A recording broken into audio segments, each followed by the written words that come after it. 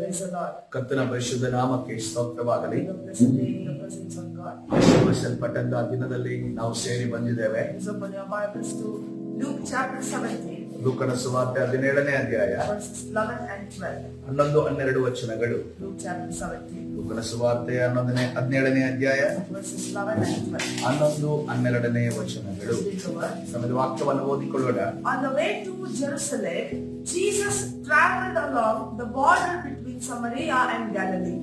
As he entered a village, 10 men with skin diseases approached him, keeping their distance from him. ಆತನು ಯೆರೂಸಲೇಮಿಗೆ ಪ್ರಯಾಣ ಮಾಡುವಾಗ ಸಮಾರ್ಯ ಗಲಿಲಾಯ ಸೀಮೆಗಳ ನಡುವೆ ಹಾದು ಹೋದನು.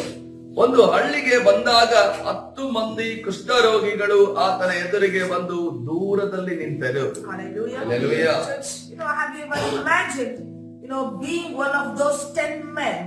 ಸಭೆ ಆ ಒಂದು 10 ಕುಷ್ಠ ರೋಗಿಗಳಲ್ಲಿ ನಾವು ಒಬ್ಬರು ಎಂದು ನೀವು ಯಾವತ್ತಾದ್ರೂ ಅಂದುಕೊಂಡಿದ್ದೀರಾ? Have you ever imagined the pain, the isolation, the rejection, the fear that they were going through? ಅವರು ಯಾವ ಒಂದು ನೋವಿನಿಂದ, ಯಾವ ಒಂದು ಕಷ್ಟದಿಂದ, ಯಾವ ಒಂದು ಬಾಧೆಯಿಂದ ಮತ್ತು ಯಾವ ಒಂದು ನಿರಾಕರಣೆಯಿಂದ ಹಾದು ಹೋಗ್ತೀರಾ ಅನ್ನೋದನ್ನ ನೀವು ಆಲೋಚನೆ ಮಾಡಿದ್ದೀರಾ?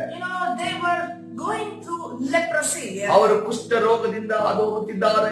Do you know, according to Mosaic law, ಈ ಒಂದು ಮೋಶೆಯ ಒಂದು ನ್ಯಾಯ ಪ್ರಮಾಣದ ಪ್ರಕಾರವಾಗಿ the people who had this leprosy, ಜನರಿಗೆ ಯಾರಿಗೆ ಈ ಒಂದು ಕುಷ್ಠ ರೋಗ ಇರುತ್ತದೋ they had to distance themselves from others. ಅವರು ಎಲ್ಲರಿಂದಲೂ ತಾವು ಒಂದು ದೂರದಿಂದ ಇರಬೇಕು, ಅಂತರವನ್ನ That's why ಕಾದುಕೊಳ್ಳಬೇಕು. even when they saw the Jesus, ಅವರು ಯಾವಾಗ ಯೇಸು ಕ್ರಿಸ್ತನನ್ನು ನೋಡಿದರು, the Bible says they kept a distance from him. ಆ ಸಮಯದಲ್ಲಿ ಅವರು ಮಾತನಾಡುವಾಗಲೂ ಕೂಡ ದೂರದಿಂದ ನಿಂತು ಮಾತನಾಡಿದರೆ ನಾವು That ನೋಡ್ತಾ was ಇದ್ದೇವೆ. the situation. ಅದು ಅವರ ಪರಿಸ್ಥಿತಿಯಾಗಿತ್ತು. People who go through skin diseases, ಜನರು ಯಾರು ಈ ಒಂದು ಚರ್ಮ ರೋಗದಿಂದ ಹಾದು ಹೋಗುತ್ತಾರೋ people keep a distance from them. ಅವರು ಜನರಿಂದ ದೂರ ಇರುತ್ತಾರೆ.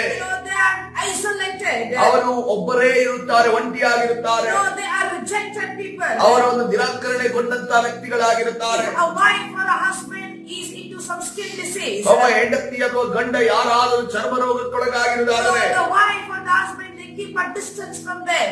ಗಂಡ ಅಥವಾ ಹೆಂಡತಿ ಅವರು ಒಬ್ಬರಿಗೊಬ್ಬರು ಅಂತರವನ್ನ ಕಾಯ್ದುಕೊಳ್ಳುತ್ತಾರೆ. That will be the situation of any person who suffer from skin disease. ಯಾರು ಚರ್ಮ ರೋಗದಿಂದ ಹಾದು ಹೋಗುತ್ತಾರೋ, ಆ ಅನುಭವವನ್ನ ಮಾಡುತ್ತಿದ್ದಾರೋ, ಇಂಥ ಒಂದು ಪರಿಸ್ಥಿತಿಯಲ್ಲಿ ಇವರು ಹಾದು ಹೋಗುತ್ತಾರೆ. According to Mosaic law, ಮೋಶೆಯ ನ್ಯಾಯ ಪ್ರಮಾಣದ ಪ್ರಕಾರವಾಗಿ a man or whoever is affected with leprosy, ಯಾರು ಮನುಷ್ಯನು ಆತನು ಕುಷ್ಠ ರೋಗದಿಂದ ಬಾಧಿಸಲ್ಪಟ್ಟನೋ, there was a law like this. ಈ ರೀತಿಯಲ್ಲಿ ನ್ಯಾಯ ಪ್ರಮಾಣ ಇದೆ. They have to keep distance from themselves, ಅವರು from others. ಅವರು ಜನರಿಂದ ದೂರದಲ್ಲಿರಬೇಕು. And number 2, ಎರಡನೇದಾಗಿ they must tear their clothes. ಅವರು ತಮ್ಮ ಬಟ್ಟೆಯನ್ನ ಹರಿದುಕೊಳ್ಳಬೇಕು. And they will cry like this, "We are unclean. I am an unclean person." ಈ ರೀತಿಯಲ್ಲಿ ಅವರು ಒಬ್ಬೆಯನ್ನ ಕೂಗನ್ನ ಹಾಕಬೇಕು, ನಾನು ಅಶುದ್ಧನು ಎಂದು ಹೇಳಬೇಕು. Church, now can you imagine their hopelessness? ಸಭೆ, ಈಗ ನೀವು ಆಲೋಚನೆ ಮಾಡ್ರಿ, ಅವರ ಒಂದು ನಿರೀಕ್ಷೆ ಇಲ್ಲದ ಜೀವಿತ ಹೇಗಿದೆ. How despair that has filled their hearts. ಅವರ ಈ ಒಂದು ಹತಾಶೆ ಯಾವ ರೀತಿಯಲ್ಲಿ ಅವರ ಹೃದಯದಲ್ಲಿ ತುಂಬಿಕೊಂಡಿದೆ. The time they were crying out, "We are unclean, we are unclean." ನಾವು ಅಶುದ್ಧವು, ನಾನು ಅಶುದ್ಧನಾಗಿದ್ದೇನೆ ಅನ್ನೋದನ್ನ ಕೂಗುವಂತ At ಸಂದರ್ಭದಲ್ಲಿ the same time, these lepers knew something that we all forget. ನಾವು ಮರೆತಿರುವ ವಿಚಾರವನ್ನ ಈ ಕುಷ್ಠ ರೋಗಿಗಳು ನೆನಪಿನಲ್ಲಿ ಇಟ್ಟುಕೊಂಡಿದ್ದಾರೆ. They knew how to cry out for mercy. ಅವರಿಗೆ ದಯೆಗೋಸ್ಕರ, ಕರುಣೆ ದೇವರೇ ನಮ್ಮ ಮೇಲೆ ತೋರಿಸಿ ಎಂದು ಕೂಗುವುದಕ್ಕೆ ಇವರಿಗೆ ಗೊತ್ತಿದೆ. Hallelujah. The Bible says in verse number 13. ಯಾಕಂದ್ರೆ ಲೂಕನ ಸುವಾರ್ತೆ 17ನೇ ಅಧ್ಯಾಯ 13ನೇ ವಚನವನ್ನು ನೋಡುವಾಗ When they saw Jesus at a distance, ಯೇಸು ಕ್ರಿಸ್ತನನ್ನ ಆತನನ್ನ ದೂರದಲ್ಲಿ ನೋಡಿದಂತ ಅವರು, instead of calling, "We are unclean, unclean," ನಾವು ಅಶುದ್ಧರಾಗಿದ್ದೇವೆ ಅನ್ನೋದನ್ನ ಕೂಗುವುದನ್ನು ಬಿಟ್ಟು they said, "Jesus, Master, show us the mercy." ಅವರು ಈ ರೀತಿಯಲ್ಲಿ ಕೇಳುತ್ತಿದ್ದಾರೆ, ಯೇಸುವೇ, ಗುರುವೇ, ನಮ್ಮ ಮೇಲೆ ದಯವಿಡು ಎಂದು ಕೂಗಿ ಹೇಳಿದರು. Hallelujah. Hallelujah. Instead of crying out for their problems, ಅವರ ಸಮಸ್ಯೆಗಳಿಗೋಸ್ಕರ ಅವರು ಕೂಗುವುದನ್ನ ಬಿಟ್ಟು, instead of calling themselves that they were unclean, ಅವರ ಅಶುದ್ಧರು, ನಾವು ಅಶುದ್ಧರಾಗಿದ್ದೇವೆ ಅನ್ನೋದನ್ನ ಹೇಳುವುದನ್ನ ಬಿಟ್ಟು they cried out the name of Jesus. ಅವರು ಯೇಸುವಿನ ನಾಮವನ್ನ ಕೂಗಿದರು. Hallelujah. Hallelujah. Maybe when we were in the world not knowing Christ, ನಾವು ಕೂಡ ಕ್ರಿಸ್ತನಲ್ಲಿ ತಿಳಿಯದಂತೆ ನಾವು ಲೋಕದಲ್ಲಿರುವಂತ ಸಂದರ್ಭದಲ್ಲಿ we were talking about our problems problems. ನಾವು ಕೂಡ ನಮ್ಮ ಸಮಸ್ಯೆ ವಿಚಾರವಾಗಿ ಹೆಚ್ಚಾಗಿ We ಮಾತನಾಡುತ್ತಿದ್ದೆವು. were talking about the sufferings. ನಾವು ಬಾಧೆಯ ವಿಚಾರವಾಗಿ But ಮಾತನಾಡುತ್ತಿದ್ದೆವು. now in Christ, ಆದ್ರೆ ಈಗ ಕ್ರಿಸ್ತನಲ್ಲಿರುವಾಗ we have a Savior God. ನಮಗೊಬ್ಬ ರಕ್ಷಕನಿದ್ದಾನೆ. Crying out for the problems. ನಾವು ಸಮಸ್ಯೆಯನ್ನು ಹಿಡಿದು ನಾವು ಲೋಕಕ್ಕೆ ಕೂಗುವುದಕ್ಕಿಂತ Why don't we call the name of Jesus? ನಾವು ಯೇಸುವಿನ ನಾಮವನ್ನು ಯಾಕೆ ಕೂಗಬಾರದು? Hallelujah. Hallelujah. The 10 lepers, ಈ 10 ಕುಷ್ಠರೋಗಿಗಳು they lifted up their voice. ಅವರು ತಮ್ಮ ಸ್ವರವನ್ನು ಎತ್ತಿ ಕೂಗುವುದಕ್ಕೆ ಪ್ರಾರಂಭಿಸಿದರು. Now we shall lift up our voice. ಈಗ ನಾವು ನಮ್ಮ ಸ್ವರವನ್ನು ಎತ್ತಿ ಕೂಗೋಣ. That's prayer. ಅದು ಪ್ರಾರ್ಥನೆಯಾಗಿದೆ. If you want God to intervene in your situation, ಸಭೆಯೇ ನಿಮ್ಮ ಪರಿಸ್ಥಿತಿಗಳಲ್ಲಿ ದೇವರು ಮಧ್ಯಸ್ಥಕನಾಗಿ ಇಳಿದು ಬರಬೇಕಾದರೆ it's necessary for you to pray. ನೀವು ಪ್ರಾರ್ಥನೆ ಮಾಡುವುದು ಬಹಳ ಪ್ರಾಮುಖ್ಯ. For these 10 lepers, ಯಾಕಂದ್ರೆ ಈ 10 ಕುಷ್ಠರೋಗಿಗಳು they recognized Jesus as their only hope. ಯೇಸು ಕ್ರಿಸ್ತರನ್ನು ಒಬ್ಬನನ್ನೇ ಅವರು ನಿರೀಕ್ಷೆಯಾಗಿ ಇಟ್ಟುಕೊಂಡಿದ್ದರು. Maybe they have seen many prophets going on the road. ಅನೇಕ ಪ್ರವಾದಿಗಳು ಆ ಒಂದು ಬೀದಿಯಲ್ಲಿ ಹೋಗುವುದನ್ನು ಅವರು ನೋಡಿರಬಹುದು. Many priests have passed by that road. ಅನೇಕ ಯಾಜಕರು ಆ ಬೀದಿಯಲ್ಲಿ ಹೋಗಿರಬಹುದು. But they did not call out the priest's name. ಆದರೆ ಆ ಯಾಜಕರ ಹೆಸರನ್ನು ಅವರು ಕೂಗಲಿಲ್ಲ.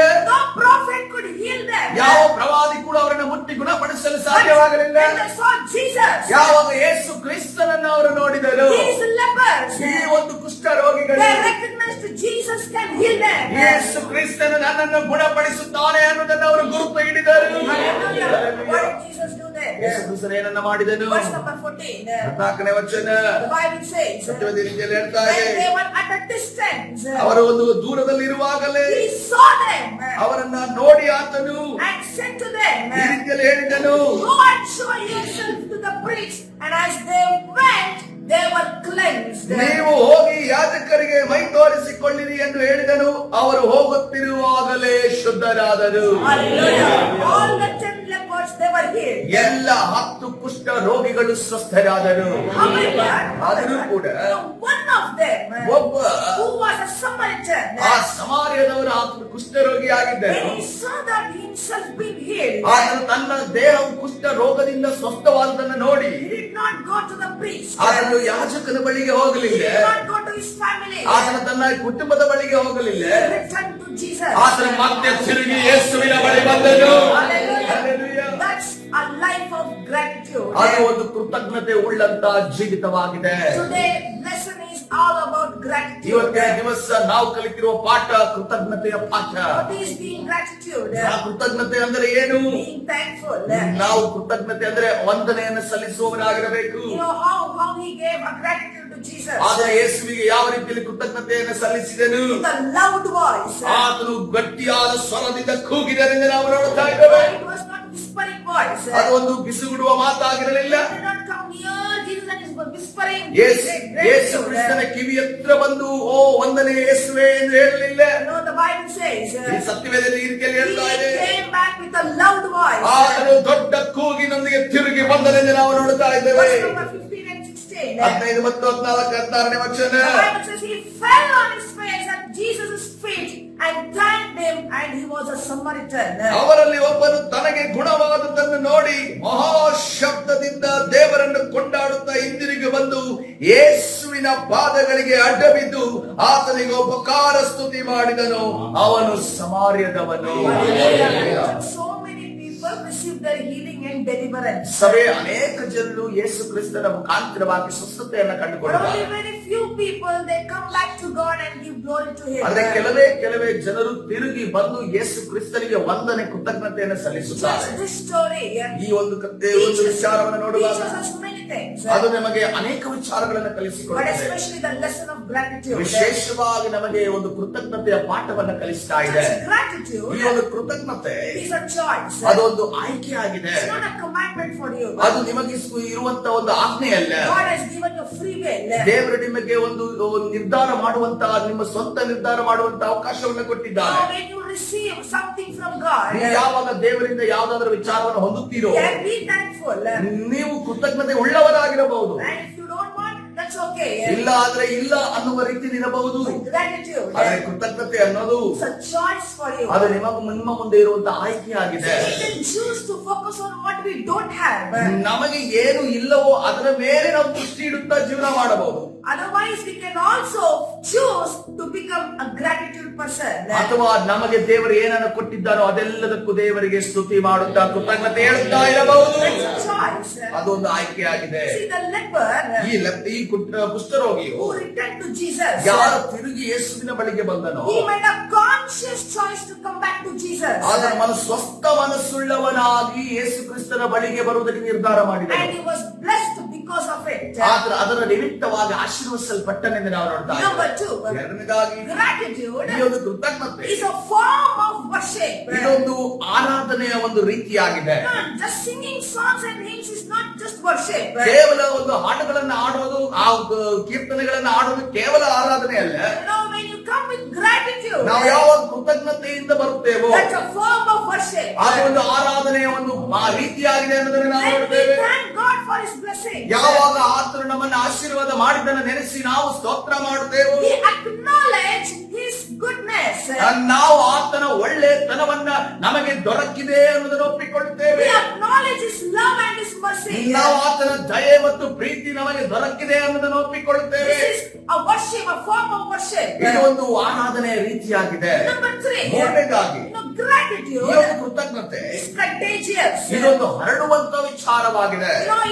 It can spread joy and hope. ಇದು ಒಂದು ಸಂತೋಷವನ್ನ ನಿರೀಕ್ಷೆಯನ್ನ ಹರಡುವಂತದ್ದಾಗಿದೆ. Church, when you come back to church, ಸಭೆ ನೀವು ತಿರುಗಿ ಸಮಯ ಬಂದಾಗ when you stand and testify your healing and deliverance, ನಿಮ್ಮ ಸ್ವಸ್ಥತೆ ನಿಮ್ಮ ಬಿಡುಗಡೆಯನ್ನ ನೀವು ಎದ್ದು ನಿಂತು ನೀವು ಸಾಕ್ಷಿ ಹೇಳುವಾಗ it inspires others. ಅದು ಇನ್ನೊಬ್ಬರನ್ನ ಉತ್ತೇಜನಗೊಳಿಸುತ್ತದೆ. You spread joy and hope to others. ನೀವು ನಿಮ್ಮ ಸಾಕ್ಷಿಯ ಮುಖಾಂತರವಾಗಿ ಇನ್ನೊಬ್ಬರಲ್ಲಿ ಸಂತೋಷವನ್ನ ನಿರೀಕ್ಷೆಯನ್ನು ಹುಟ್ಟಿಸುತ್ತೀರಿ. We become blessing those around us. ನಮ್ಮ ಸುತ್ತಲೂ ಇರುವಂತವರ ಮಧ್ಯದಲ್ಲಿ ನಾವು ಆಶೀರ್ವಾದ ನಿಧಿಯಾಗಿ ನಿಲ್ಲುತ್ತೇವೆ. Today is 3 things. ಇವತ್ತಿನ ದಿವಸ 3 ವಿಚಾರ ಕಲಿತುಕೊಂಡ್ವಿ. As we go about our daily lives, ನಮ್ಮ ದಿನನಿತ್ಯದ ಜೀವಿತವನ್ನು ನಾವು ಮಾಡುವಾಗ let us remember these 10 lepers ಈ 10 ಕುಷ್ಠ ರೋಗಿಗಳನ್ನ ನೆನಪಿಸಿಕೊಳ್ಳೋಣ. and how they cried out for mercy. ಅವರು ಯಾವ ರೀತಿಯಲ್ಲಿ ಕರುಣೆಗೋಸ್ಕರವಾಗಿ ದಯೆಗೋಸ್ಕರವಾಗಿ ಕರ್ತನಲ್ಲಿ ಕೂಗನ್ನು ಹಾಕಿದರು. Today, what is your disease? ನಿಮ್ಮ ಒಂದು ರೋಗ ಯಾವುದಾಗಿದೆ? What is your problem? ನಿಮ್ಮ ಸಮಸ್ಯೆ ಯಾವುದಾಗಿದೆ? Remember these 10 lepers. ಈ ಒಂದು 10 ಕುಷ್ಠ ರೋಗಿಗಳನ್ನು ನೆನಪಿಸಿಕೊಳ್ಳೋಣ. How they lifted up their voices. ಯಾವ ರೀತಿಯಲ್ಲಿ ಅವರು ಧ್ವನಿಯನ್ನು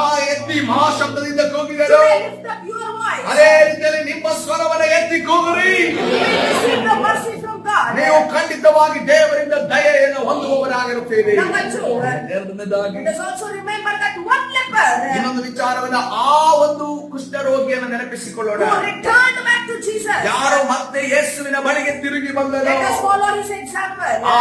ಆತನನ್ನ ಉದಾಹರಣೆಯಾಗಿ ಇಟ್ಟುಕೊಂಡು ಆತನನ್ನು ಹಿಂಬಾಲಿಸೋಣ. Number 3, ಮೂರನೇದಾಗಿ let us choose to be a gratitude person. ನಾವು ಕೃತಜ್ಞತೆ ಉಳ್ಳವರಾಗಿ ಜೀವಿಸುವುದಕ್ಕೆ ನಾವು ಕಲಿತುಕೊಳ್ಳೋಣ. To worship God ನಾವು ದೇವರನ್ನು ಆರಾಧನೆ ಮಾಡುವುದಕ್ಕೆ and ಕಲಿತುಕೊಳ್ಳೋಣ. to spread the joy in this world. ಅದೇ ರೀತಿಯಲ್ಲಿ ಈ ಲೋಕದಲ್ಲಿ ನಾವು ಒಂದು ಸಂತೋಷವನ್ನು ಹರಡುವವರಾಗಿ ನಾವು ಇರೋಣ. Hallelujah.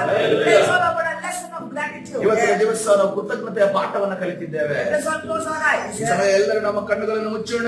Begin to pray. ನಾವು ಪ್ರಾರ್ಥನೆ ಮಾಡುವುದಕ್ಕೆ ಪ್ರಾರಂಭಿಸೋಣ. Heavenly Father, ಓ ಪರಲೋಕದ ತಂದೆಯೇ, Lord, we have come to you as your beloved children. ಕರ್ತನೇ, ನಿನ್ನ ಪ್ರೀತಿಯ ಮಕ್ಕಳಾಗಿ ನಿನ್ನ ಸನ್ನಿಧಿಗೆ ಬಂದಿದ್ದೇವೆ. Lord, have mercy on us. ನಮ್ಮ ಮೇಲೆ ನಿನ್ನ ಕರುಣೆ ಇಡು. The same mercy that you showed the 10 lepers. ಆ 10 ಕುಷ್ಠ ರೋಗಿಗಳಿಗೆ ನೀನು ಯಾವ ಒಂದು ದಯೆಯನ್ನು ತೋರಿಸಿದೆಯೋ Now we come before you today with a grateful heart. ನಾವು ಹೃದಯ ತುಂಬಿದವರಾಗಿ ನಿನ್ನ ಬಳಿ ಇವತ್ತಿನ ದಿವಸ ನಾವು ಬಂದಿದ್ದೇವೆ. Thank you for the mercies towards us and our families. ನಮ್ಮ ಕುಟುಂಬದ ಮೇಲೆಯೂ ನಮ್ಮ ಮೇಲೆಯೂ ನಿನ್ನ ಒಂದು ದಯೆಗಾಗಿ ಸ್ತೋತ್ರ ಮಾಡುತ್ತೇವೆ. Lord, your word says your mercies are new every day. ನಾವು ಪ್ರತಿ ದಿನವೂ ಕೂಡ ಹೊಸದಾಗಿ ನಿನ್ನ ದಯೆ ನಿನ್ನ ಕರುಣೆ ನಮ್ಮ ಮೇಲಿದೆ. Lord, make us a channel of your blessing wherever we go. ನಿನ್ನ ಆಶೀರ್ವಾದದ ಸಂಪರ್ಕ ಸಾಧನವಾಗಿ ನಾವು ನಮ್ಮನ್ನು ಮಾಡು ಯೇಸಪ್ಪ. ನಾವು ಎಲ್ಲಿ ಹೋದರೂ ಆ ರೀತಿಯಲ್ಲಿ ಮಾಡು. Make us rich in faith, rich in mercy and rich in Holy Spirit. ನಾವು ಪರಿಶುದ್ಧಾತ್ಮನಲ್ಲಿಯೂ ನಾವು ದಯೆಯಲ್ಲೂ ನಂಬಿಕೆಯಲ್ಲೂ ನಮ್ಮನ್ನು ಐಶ್ವರ್ಯವಂತರನ್ನಾಗಿ ಮಾಡು. All glory and honor to your name. ಎಲ್ಲ ಘನಮಾನ ಮಹಿಮೆಗಳು ನಿನ್ನ ನಾಮಕ್ಕೆ ಸಲ್ಲಲಿ. In Jesus' name. ಯೇಸುವಿನ ನಾಮದಲ್ಲಿ ಆಮೆನ್. Hallelujah. 17. ಲೂಕನ ಸುವಾರ್ತೆ 17ನೇ ಅಧ್ಯಾಯ And verse number 14, 15 and 16. 14, 15, 16 ವಚನದ ಪ್ರಕಾರವಾಗಿ ದೇವರು ನಿಮ್ಮನ್ನು ಆಶೀರ್ವದಿಸಲಿ.